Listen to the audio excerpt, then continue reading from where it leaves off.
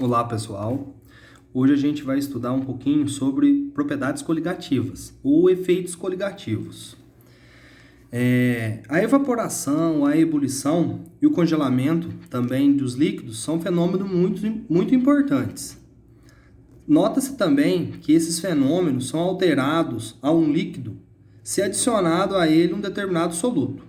Essas alterações são aproveitadas, por exemplo, em países de inverno rigoroso, para derreter a neve que se acumula em pontos perigosos da estrada de rodagem, ou para evitar que a água se congele em radiadores quando os automóveis ficam ao relento, durante noites muito frias, países com inverno muito rigorosos, e assim por diante. Então, esses efeitos são encontrados em diversos momentos do nosso cotidiano. Esses efeitos coligativos das soluções são propriedades que dependem apenas do número de partículas dispersas na solução, independentemente da natureza dessas partículas. Ou seja, essas propriedades surgem quando é adicionado a ela um soluto não volátil, a um solvente, formando uma solução. Esse soluto não volátil, por exemplo, pode ser de natureza molecular ou de natureza iônica, E quando eu faço essa mistura, ou quando eu misturo um soluto a um líquido puro, eu vejo diversas alterações. A gente vai encontrar a alteração na pressão de vapor de um líquido, que é chamado de tonoscopia ou tonometria, a variação na temperatura de congelamento de um líquido, chamado esse fenômeno de crioscopia ou criometria, a alteração, a elevação na temperatura de ebulição, que é chamado de ebulioscopia ou também ebuliometria, e ainda a alteração na pressão dos líquidos, chamada de pressão osmótica. Vamos estudar efeito por efeito, cada efeito coligativo. O efeito coligativo depende somente da concentração da solução, ou seja, quanto maior a concentração, maior o efeito da propriedade em questão. A tonometria é o abaixamento da pressão de vapor de um líquido causado pela adição de um soluto não volátil. Por que isso acontece? Esse abaixamento, essa queda na PMV, ocorre devido à queda na taxa da evaporação de um líquido. Então, essa queda na taxa de evaporação de um líquido é conhecido como tonoscopia. Abaixa a pressão de vapor do líquido. Vamos ver isso aqui na prática. A pressão máxima de vapor da água pura a 25 graus Celsius é igual a 23,76 milímetros de mercúrio. Aqui a gente vê um equilíbrio de fases, entre água no estado líquido e água no estado gasoso. Esse gás empurra, o êmbolo aqui e mede a pressão. Aqui do lado, a gente tem um outro exemplo, uma solução concentrada, contendo 1 mol de glicose. Então, aqui, além da água, a gente tem glicose, que molecularmente é C6H12O6. Quando eu tenho essa solução à mesma temperatura, a gente vê aqui,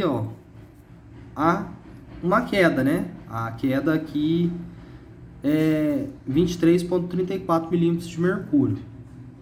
E ainda, se a gente colocar 1 mol de sacarose, que molecularmente é C12H22O11, a pressão máxima de vapor chega a 23,34 também.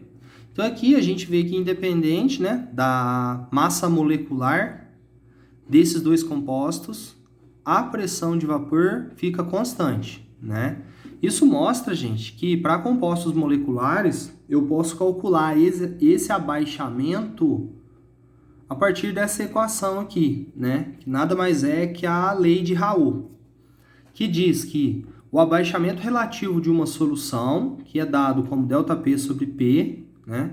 ΔP, gente, seria o P final, né, da mistura menos o P inicial, e o P aqui seria da água pura, né, de solução pura, igual a um kT. Esse kT, gente, é a constante tonométrica, né? Essa constante tonométrica, ela é igual a massa molar dividido por 1000, onde a massa aí é do solvente, né? No caso água, a massa molar é 18. E ômega, né? Ou ômega, é a concentração molar, que é dado, né? O número de mol dissoluto dividido por a massa da solução em quilos, né? A massa da solução tende à massa do solvente. Então, seria a massa do solvente em quilo. Esse é o detalhe, tá? Então, assim a gente consegue calcular o abaixamento, tá certo? De acordo com essa expressão. Mais para o final do vídeo, eu vou estar comentando os aspectos quantitativos, né? Eu vou estar comentando melhor sobre essas equações. Seguindo. Agora a gente vê no gráfico, né, esse abaixamento.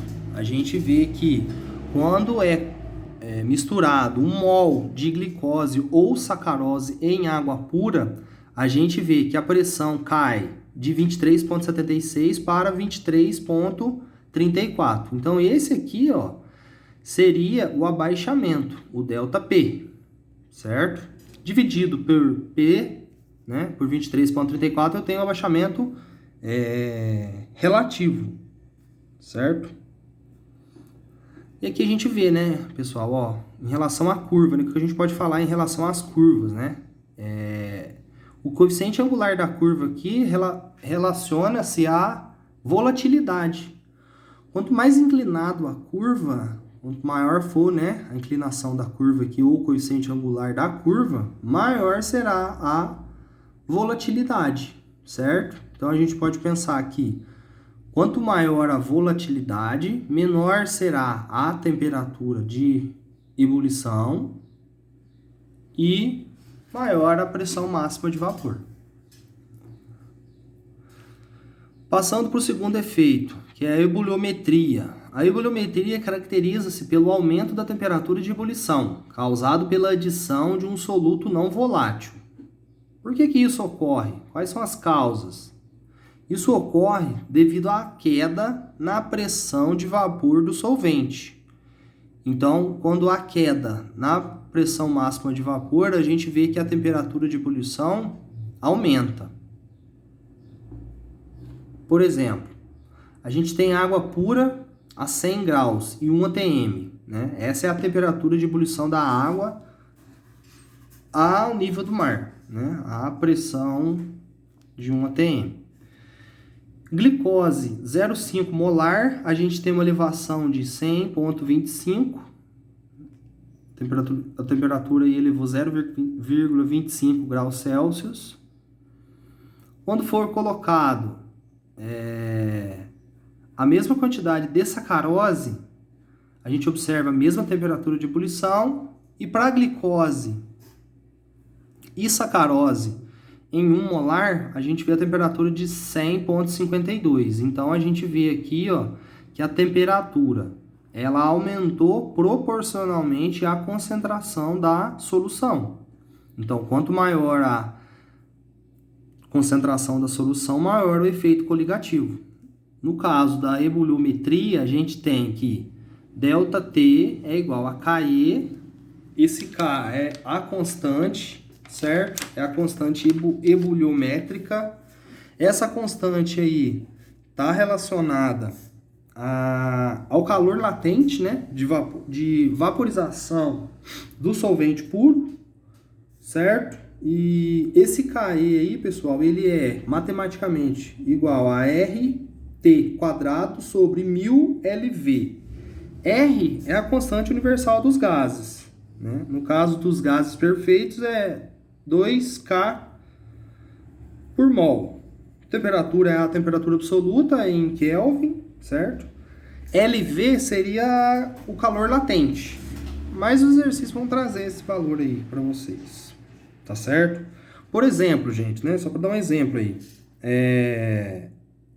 Para a água, a 100 graus Celsius, a gente tem que esse K vale 0,52. Então, em alguns problemas, será dado, né, esse valor.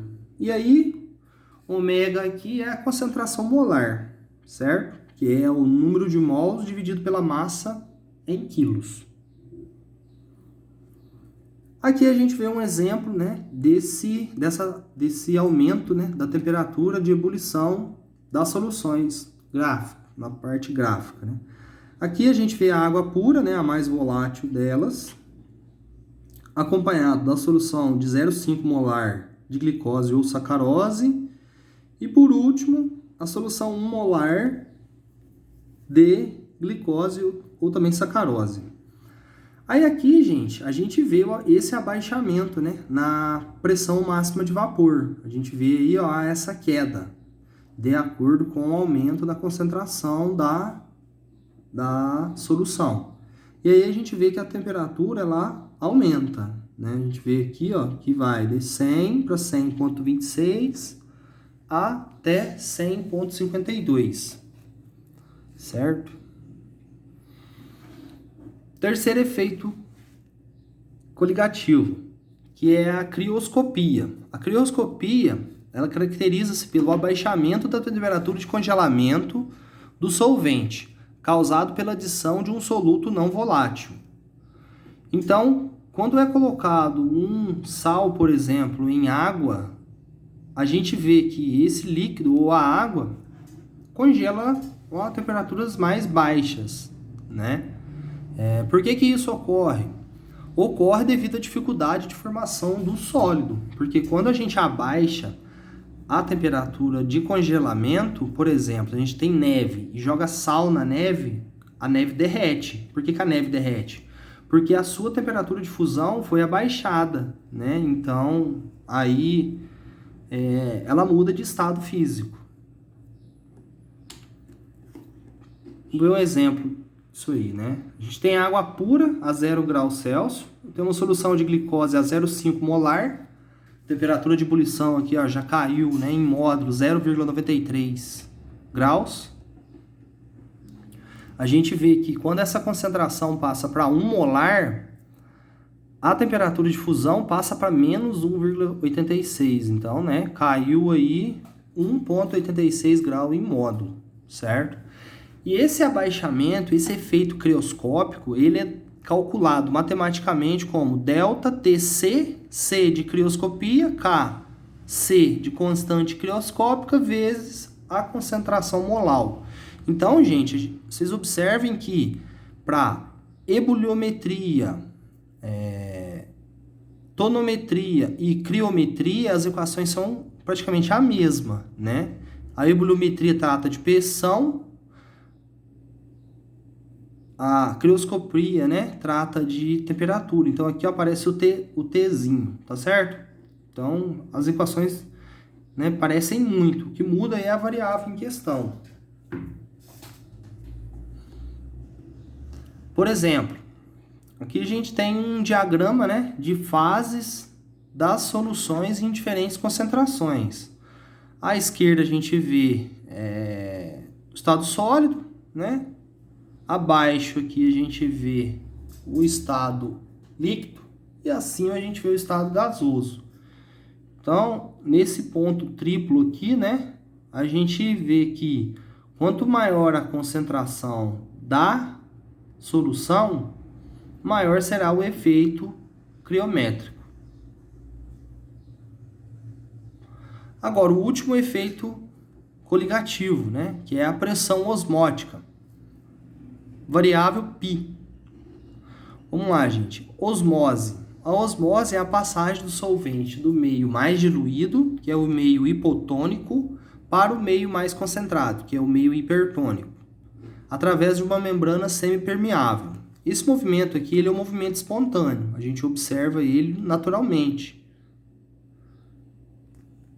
Por exemplo, a gente tem aqui um aparato, né, ao meio separado por uma membrana semipermeável, está representado ela aqui. Do lado A, a gente tem água pura e do lado B uma mistura de glicose e água a 1 molar.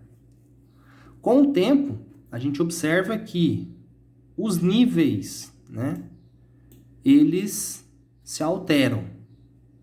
O volume de B é aumentado. Por que isso ocorre? As partículas de água, elas conseguem atravessar essa membrana semipermeável, né? Então, ocorre o movimento da solução hipotônica para a solução hipertônica. Vamos olhar isso de maneira microscópica, né? Movimentos moleculares. A gente vê, a passagem de solvente através da membrana semipermeável. Só a água é capaz de passar pela membrana semipermeável. E aí, com o tempo, né, essas moléculas de água aumentam o volume do lado hipertônico.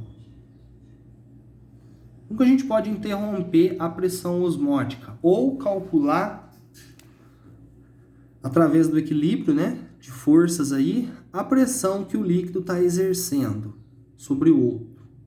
A gente basicamente tampa, né, essa extremidade aqui com um êmbolo, e aí a força que a solução fizer a esse êmbolo vai ser a pressão osmótica do líquido. Se a pressão for maior do que se a pressão do líquido for menor que a pressão osmótica, ocorre aí uma elevação do êmbolo. Se a pressão for igual, equivalente à pressão osmótica, o que a gente tem é a pressão do líquido. E se a pressão for maior, né, o que ocorre é a passagem da solução para a água pura. Esse processo inverso aqui, gente, é chamado de osmose reversa. Essa é uma técnica usada para obter água pura a partir da água do mar. Hoje em dia é uma técnica mais limpa, mais ecológica, mais sustentável, porque a perda de líquido é menor.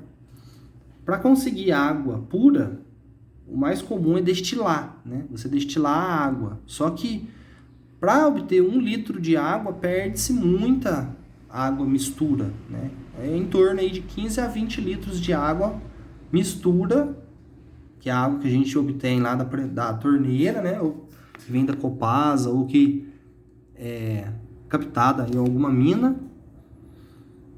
E aí você obtém água pura. Então perde muito, né? Você tem que ter quase 20 litros aí para obter 1. E essa aqui é uma técnica mais limpa, então. Agora, entrando no campo mais quantitativo, né? E quando essas soluções forem iônicas? E quando o soluto for iônico? Qual que é a diferença? A diferença é que, quando o soluto for iônico, eu tenho que adicionar às equações um fator de correção. Esse fator de correção foi proposto por um químico holandês chamado Van Hoff, né? Ele chamou esse fator de correção de I, e I é igual a 1 mais o grau de ionização do composto, do soluto, vezes o número de íons menos 1. Por exemplo, no cloreto de bário, a gente tem um Q igual a 3, né? Por que um Q igual a 3? Quando eu coloco o bário, quer dizer, quando eu coloco o cloreto de bário em água ou em solvente, eu tenho a sua dissociação. E aí forma-se Ba2+, mais 2Cl-. E aí 1 mol de bário mais 2 mols de cloro, a gente tem um número total de 3 mol.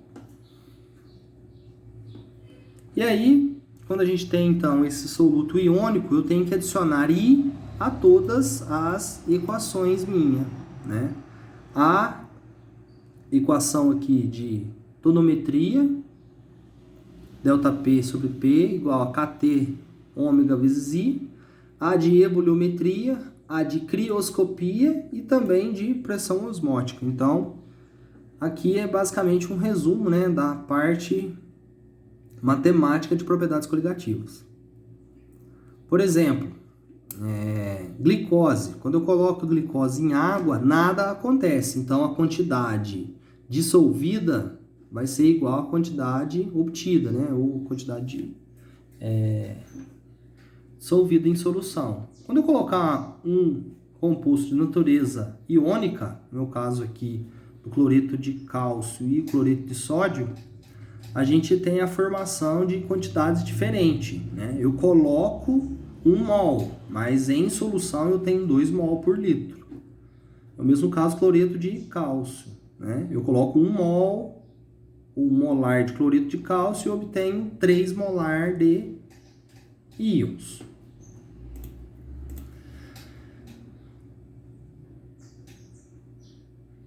Essas propriedades coligativas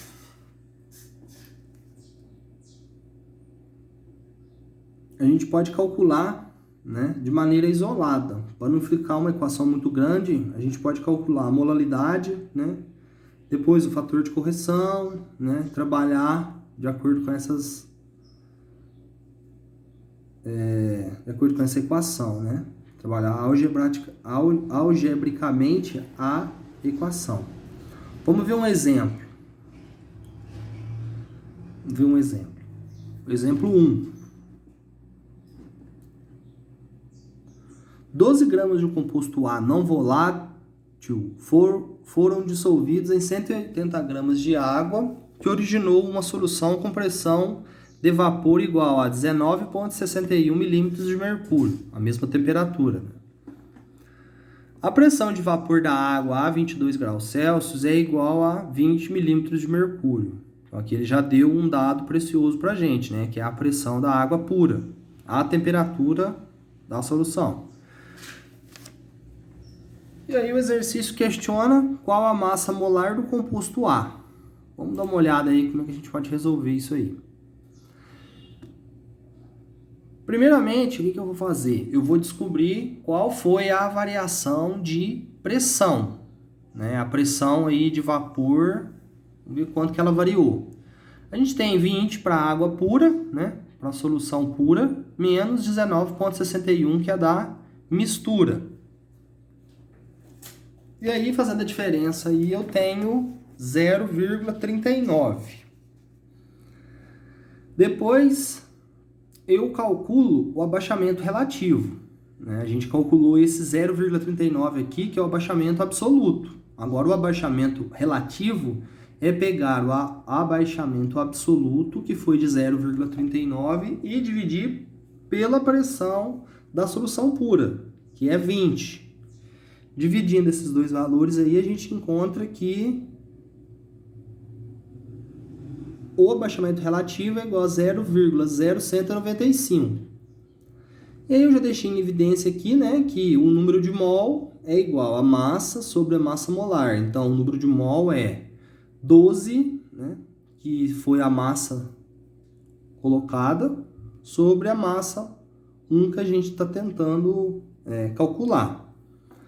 E aí o número de mol 2 seria da glicose, né? Massa de 180 sobre 18 gramas por mol.